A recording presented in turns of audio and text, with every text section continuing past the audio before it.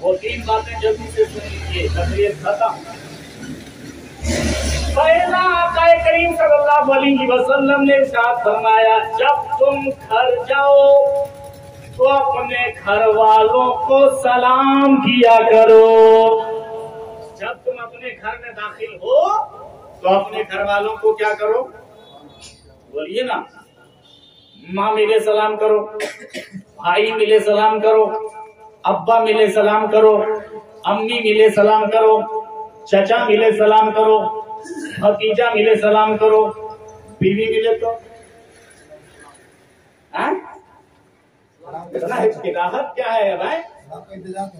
سلام کا انتظار کرو۔ بولیے بیوی ملے تو بیوی کو بھی سلام کرنی چاہیے، بولیے نا سبحان اللہ۔ بہت لوگ شرماتے ہیں کہ ہم شوہر ہو کے بیوی کو سلام کریں گے، یہ کیسے ہو سکتا ہے؟ ہمارا یار اگر شوہر ہو کے آپ نے سلام میں پہل کر دیا، بیوی کو سلام کر دیا، تو آپ کی عزت گھٹ نہیں جائے گی بلکہ آپ کے ثواب میں اضافہ ہو جائے گا، آپ کے ثواب میں اضافہ ہو جائے گا۔ تو پہلا نسخہ آقا نے فرمایا کہ جب تم اپنے گھر جاؤ تو گھر میں داخل ہونے سے پہلے سلام کیا کرو۔ کیا کرو؟ سلام کیا کرو۔ جو بھی ملے تم سلام کرو، سمجھ رہے ہیں نا؟ جو بھی ملے تم سلام کرو۔ اچھا مولانا اختر صاحب کہیں گے ابھی آئے ہیں کہ گھر میں ابا ملیں گے سلام کریں گے، بھائی ملیں گے سلام کریں گے، بیوی ملے گی سلام کریں گے، بابو ملے گا سلام کریں گے، اور کوئی نہیں ملے گا کس کو سلام کریں گے؟ یہ بھی بڑا مسئلہ ہے بھائی۔ کوئی نہیں ملے گا تو کس کو سلام کریں گے؟ تو علامہ ضمیر الدین سمسم صاحب کہیں گے، علامہ افروز رضا خان کہیں گے ابو ہو تو ابو کو سلام کرنا، باپ ہو تو باپ کو سلام کرنا، ماں ہو تو ماں کو سلام کرنا، اور جب کوئی نہ ہو تو خالی گھر میں کہنا الصلاۃ والسلام علیک یا رسول اللہ، اس لیے کہ جس گھر میں کوئی نہیں ہوتا ہے، ہمارا عقیدہ ہے اس گھر میں اللہ کے فرشتے بھی حاضر ہوتے ہیں اور نبیوں کے نبی بھی حاضر ہوتے ہیں۔ کیا کہنا ہے؟ الصلاۃ والسلام علیک یا رسول اللہ۔ تو آقا نے فرمایا پہلا کام یہ کرنا جب تم اپنا گھر جانا تو گھر میں جانے سے پہلے، داخل ہونے سے پہلے گھر والوں کو کیا کرنا؟ بولیے نا، سلام کیا کرنا۔ اور دوسرا نسخہ یہ ہے آقا نے فرمایا کہ جہاں تم اپنے گھر والوں کو سلام کرتے ہو وہیں مجھ پر بھی درود پاک پڑھ لیا کرنا، وہیں مجھ پر بھی کیا کرنا؟ درود پاک پڑھ لیا کرنا۔ کئی بات ہو گئی جلدی سے بتائیے۔ علامہ غلام ربانی صاحب نشر الہ آبادی اسی انداز میں بولتے ہیں، مولانا اختر صاحب کئی بات ہو گئی جلدی سے بولیے۔ 2 بات ہو گئی۔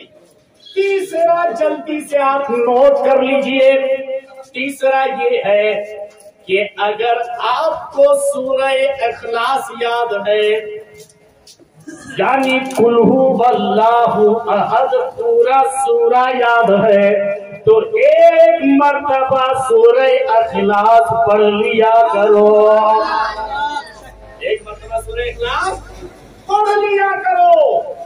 علماء فرماتے ہیں، فقہا فرماتے ہیں کہ جس نے 3 مرتبہ سورہ اخلاص پڑھ لیا اس کو ایک مکمل ختم قرآن کرنے کا ثواب ملے گا۔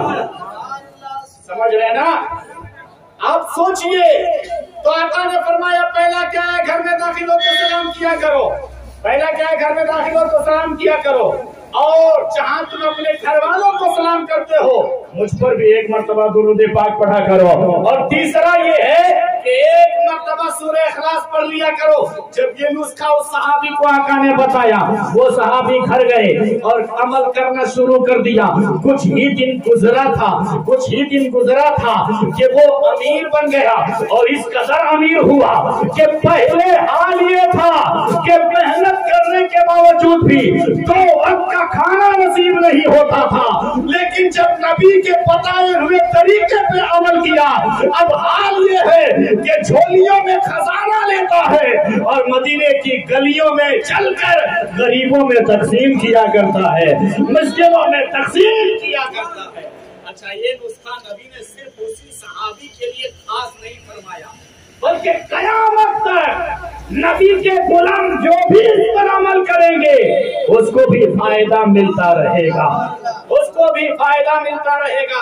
मगर आज हम ये है कि एक तो कुरान पढ़ना नहीं आता और दूसरा पढ़ना आता है तो कुरान पढ़ने का दिल ही नहीं करता, बोलिए, और अगर दिल भी करता है तो फिर भी ताक पे हम सजा के रखते हैं।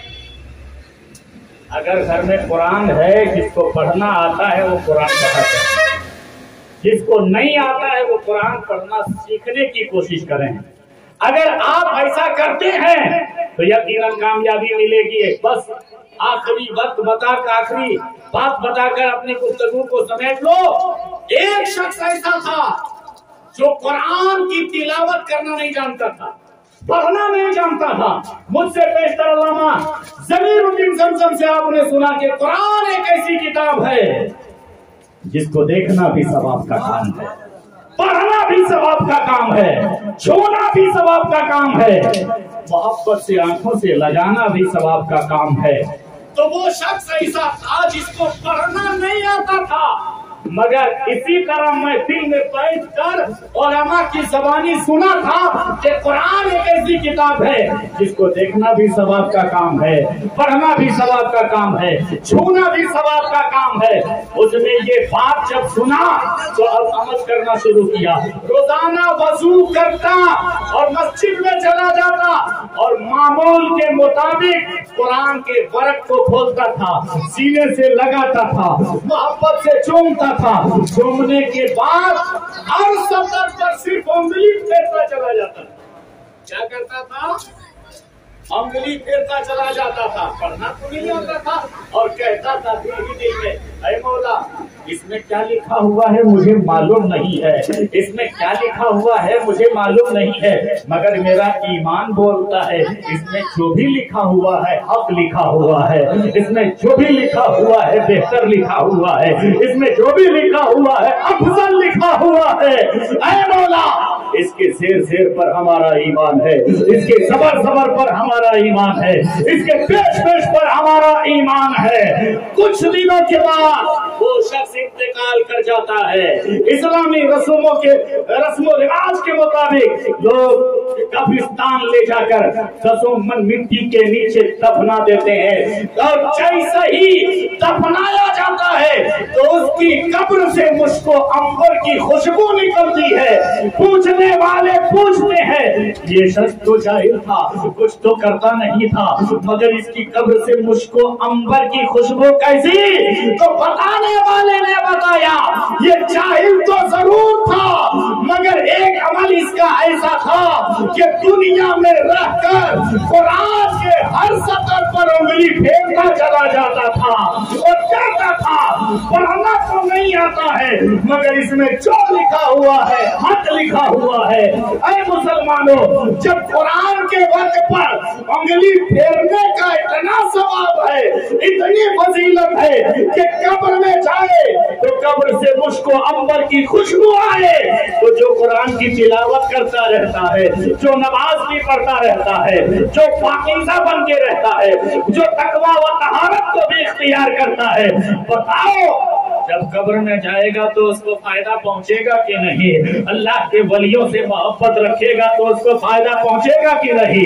करीब नवाज की शान में अकीदत का नजराना पेश करेगा तो उसको फायदा पहुंचेगा कि नहीं? बस इसी बात को कहकर मैं अपनी गुफ्तगू को खत्म कर दूं। ऐ मुसलमानों, अगर तुम चाहते हो कि दुनिया में भी कामयाबी मिले और आखिरत में भी कामयाबी मिले तो दुनिया तार का रास्ता छोड़ो, अहमदे मुख्तार का रास्ता अपना लो, नबियों के नबी का रास्ता अपना लो। अगर आप ऐसा करोगे तो दुनिया भी तुम्हारी है और आखिरत भी तुम्हारा है। वाखिर दावाना अल्हम्दुलिल्लाहि रब्बिल आलमीन।